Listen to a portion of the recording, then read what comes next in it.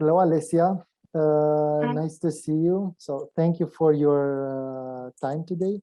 We're going to record one more video in our series that we've started in our cost action.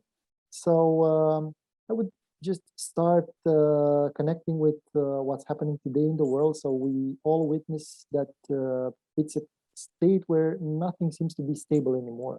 So in this context, why is uncertainty so important in macroeconomics in these days? So please give us some more details, because I know you are very interested in the topic. Your research is connected with it. So please let us have your thoughts.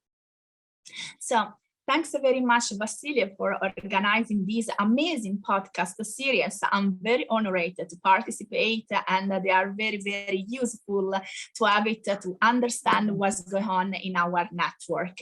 So as you said, I'm working recently on uncertainty, and uncertainty became an important aspect in empirical macroeconomics and theoretical macroeconomics in the last years.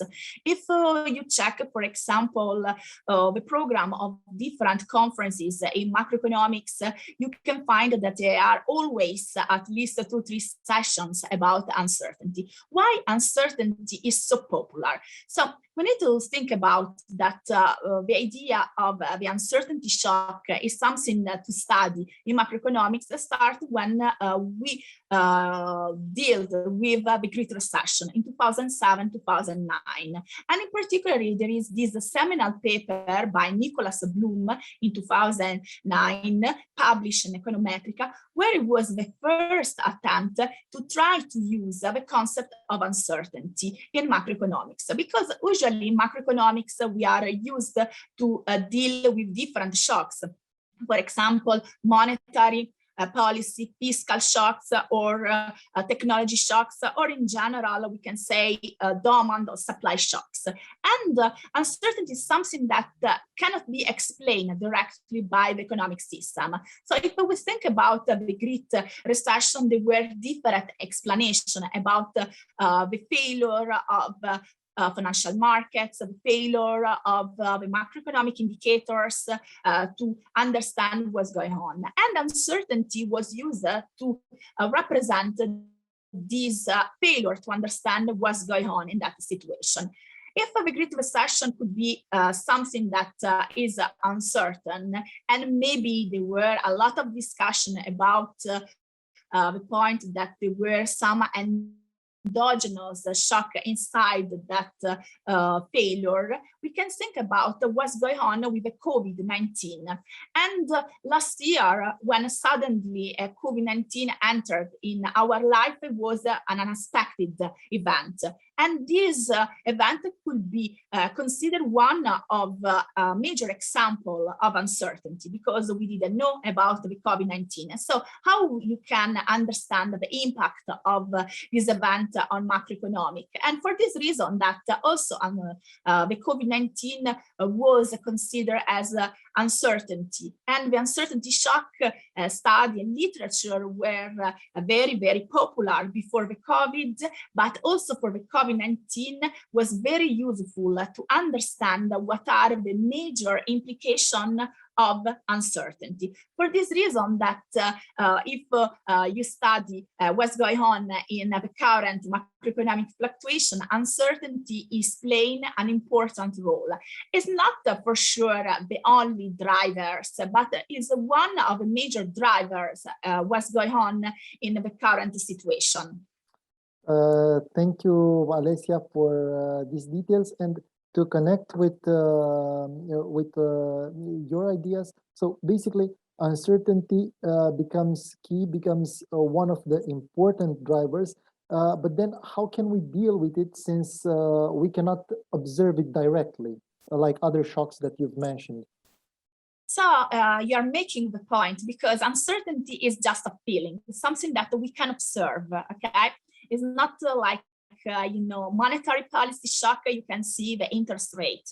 But uncertainty, you cannot observe, but you can measure the uncertainty. And there are several indicators that you can use to measure the uncertainty. Among them, we can mention the most popular indicator, that is the implied or realized volatility of stock market, the VIX or VXO.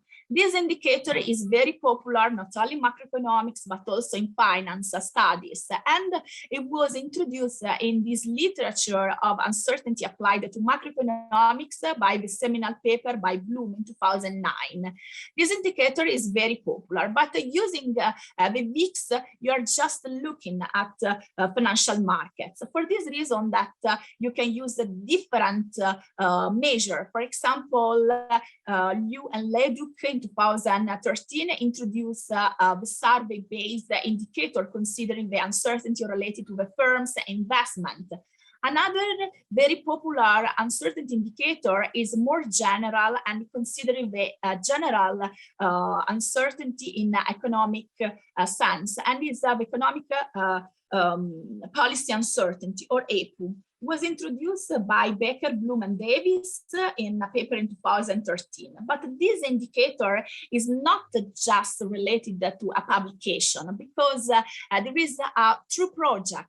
If you Google economic policy uncertainty or EPU, you are going to find an amazing website where there is a collection of policy indicators in this sense of uncertainty for several countries, not only at the global level, not only for United States, but also, for example, for Ireland, for Italy, and I'm quite sure that you can find a similar indicator for Romania. So it's a very, very well done project. And how does it work, this indicator? So if the first one, the VIX, was related to the stock market, is related to the volatility of the stock market, this second indicator, the EPU, is based on text analysis. So the idea is that we are going to collect all the major newspaper in a country, okay? And we are going to check if there are some keywords related to uncertainty. And in such a way, we can create this indicator like sentiment analysis that we do with text analysis. So it's a very, very ambitious project, but this indicator is very popular, not only in economics or finance, but also in political science. And if you look at the website, you can find also that there are similar indicators produced with Twitter news or COVID-19 news, for example, or more related to investment and firms. And all these indicators you can think about are more general or more related to financial market, but we can have some measure about the uncertainty considering the business cycle variables. So for example, the survey professional forecasts are very useful, very popular among the policymakers. And Barbara Rossi and Tatevic Sakosyan produce an important indicator based on the density forecast of these survey professional forecasts. And you can have an uncertainty indicator related to the gross domestic product or related to inflation. And these indicators are very useful to understand the macro uncertainty. Similar to this idea, there is a couple of papers produced by Sidney Ludwigson and Serena Ng. The first one, published in American Economic Review in 2015 with Jurado, introduced the idea of a new macro forecasting uncertainty indicator. This indicator was very useful because it was one of the first one to say, okay, we look at macro variables and we can create an uncertainty indicator.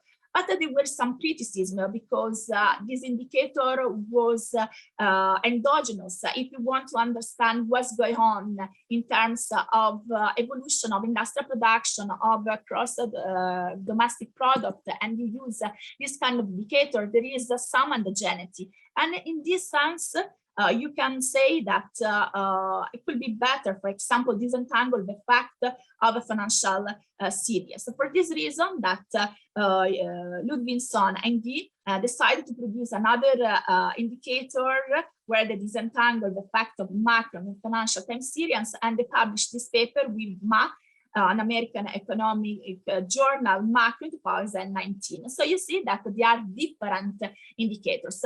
I would like to give you the idea of this macro uncertainty indicator. Most probably listeners of our podcast could be very interesting because these indicators is related to big data, because they are coming from a large data set of US macro and financial time series.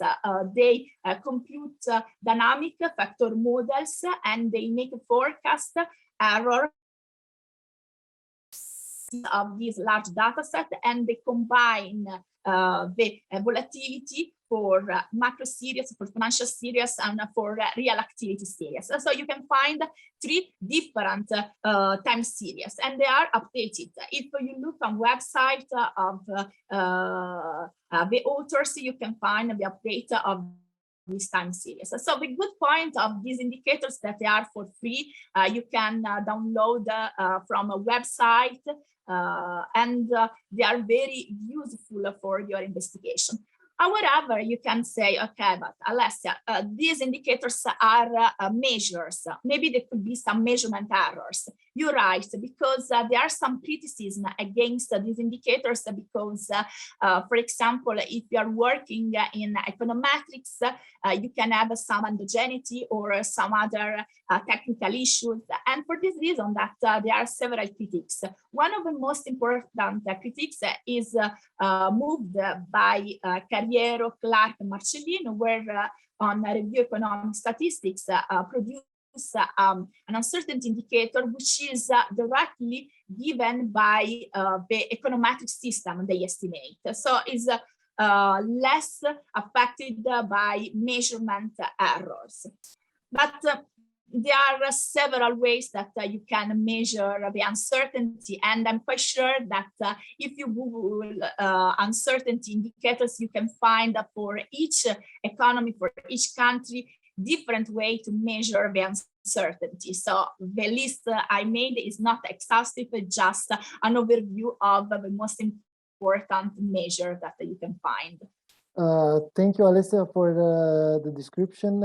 Even though, as you say, it was not exhaustive, it's quite clear that there are a lot of solutions out there, and our colleagues can Google them, and definitely they can go more in depth through whatever solution they decide on. But I would connect to something else that you've introduced. So obviously, uncertainty important. But then there's volatility, and then there's risk. So how would you describe briefly these 3? So basically, what's the main difference between them? So thanks for this question. So in my previous answer, I introduced the concept of uncertainty related to the volatility. For example, the uncertainty is related to the stock market and the volatility of stock market. There is a relationship, but they are very, very similar. But we should be clear to say that uncertainty is a lack of predictability and something that is forward-looking. Meanwhile, volatility is a nature and dynamics of change, and is something that is realized. On the other side, sometimes, especially if you're working in finance, you can think about that uncertainty is quite similar to risk. But risk is used when there are some losses. Here we don't have any losses. So we are not going to lose any money when we talk about the uncertainty. Instead of the risk, there is always a trade-off in your analysis. Instead, in uncertainty is something that you cannot predict. It's something that is similar to the risk, but you're not going to lose anything. And it's something that could be related to the volatility, because let's think about also cryptocurrency nowadays. They are so volatile, and investing in cryptocurrency, it seems that there is a lot of uncertainty. is similar to this idea. They are very connected, but the concept of uncertainty is a little bit different and is more general in the sense that it's something that we cannot observe, we cannot predict, and something that we are forward looking. And we found unexpectedly in our economic system. Thank you, Alessia, for trying to make this difference. So to briefly explain how somebody should understand these three concepts. And now, if you were to choose some of the main results that you've seen in the conducted research, so what would you say are the main results identified by the current literature about uncertainty? So if you were to pinpoint to something, one or two, which you believe are the key, what would be those? So thanks. In terms of the current literature of uncertainty that is very huge and monumental, you can find different way to understand the uncertainty with different techniques, with different data and a different economy. But there is one sentence that could be a main message when you talk about an uncertainty. Well, we have an unexpected increase in uncertainty that is followed by recessionary effect. So it's followed by contraction in real activity. So we have this main message that uncertainty is a negative shock. So when we have an increase of uncertainty, we have recessionary effect. So what are the major channels through uncertainty has this negative effect? So we can say that there are different channels. For example, we can look at real option effect. Uncertainty can make firms cautious about investment and hiring. So if we have, for example, the example of the COVID-19, we can say that we have a COVID-19 and suddenly firms stop their investment and they stop hiring. The same when we talk about the financial market, we can say that these negative effects are through financing costs. So we have uncertainty that can increase the risk premium. And we can also say that uncertainty can affect the business cycle through precautionary savings. And in particular, we can say that the uncertainty can reduce the consumption. So there are all different channels through uncertainty can affect the output. For example, in a recent paper of mine with Valentina Colombo, we studied the effect of uncertainty on the US economy, and we stressed out the importance of a monetary policy stance.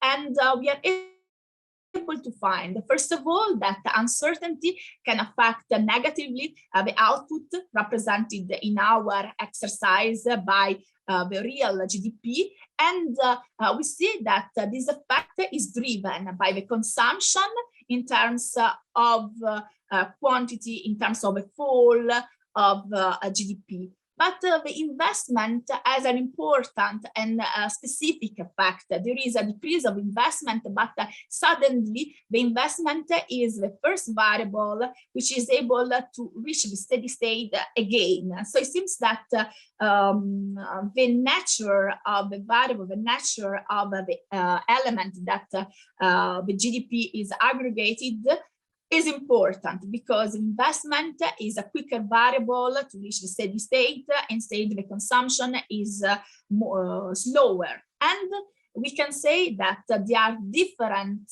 effects on the GDP through different variables. And in general, what is the role of monetary policy? So there are different discussions. In our paper, the paper with Valentina, we say that for the United States, considering non-conventional monetary policy represented by quantitative easing is quite crucial, important to sustain the economy and to avoid severe recessionary effect. So we see that there is an interplay of different aspects to help the economy to get out from a recessionary effect.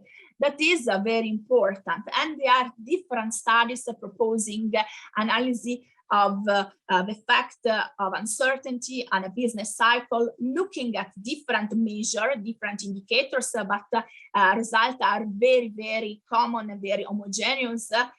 But what is interesting is that there are papers not only discussing this effect using empirical data, but using models. For example, general equilibrium models are very popular to understand what's going on, and the results are similar. So we are able to find that we have this negative effect on a business cycle, and this negative effect can be represented by different aggregate of a business cycle in a different way. So Alessia, now before closing, so it's obvious you're very passionate about the topic. So I would dare to ask you, what are, in your opinion, or what would be the main challenge faced by an econometrician when trying to work with uncertainty?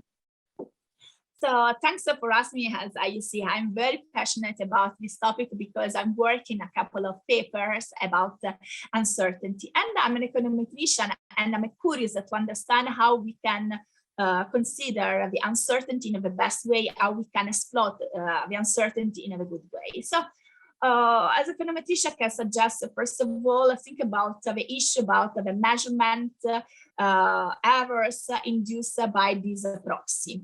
I'm not working this topic for this reason, and I'm going to give you more details.